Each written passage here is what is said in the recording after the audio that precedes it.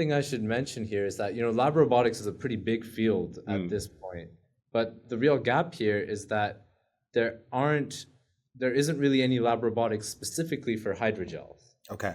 Because they've made lots of lab robotics, lab automation handlers for liquids. They've made tons for solids, but hydrogels aren't exactly liquid, aren't exactly solid. So there isn't really any instrumentation out there specifically designed for hydrogels, which sit in that in-between state, which leads to even more manual testing required to commercialize. Got it. So did you, when you had this sort of, realization, did you think immediately, I can see how automation will need to occur? Or did you think, oh, there's a bunch of technical problems to solve? Was it this is an obvious space that hasn't been done, or it hasn't been done because no one's quite figured out how to do it? I think a bit of both. It's a new space, a new problem, an emerging industry, and also a challenge because hydrogels aren't as straightforward to work with as other materials. Got it. So tell us a little more about then the technology. So when I started out, I had the idea to build a robot that automates one process called swelling tests.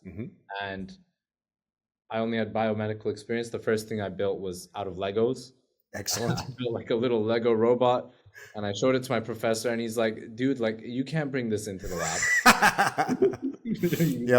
Yeah. You can't. And like, I think as a rule, whenever your advisor starts the sentence with "dude," comma, it's not good, right? That's generally not good.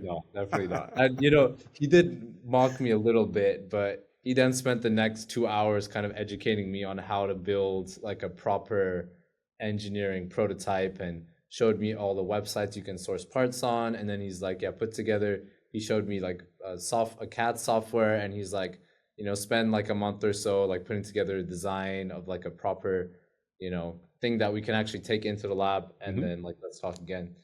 And then kind of. Well, but honestly, like, we talk all the time in product design about a minimally viable product, right? An MVP.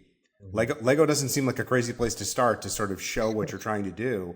Cost you next to nothing, and really easy to assemble. And he got the point, right? Yeah, exactly.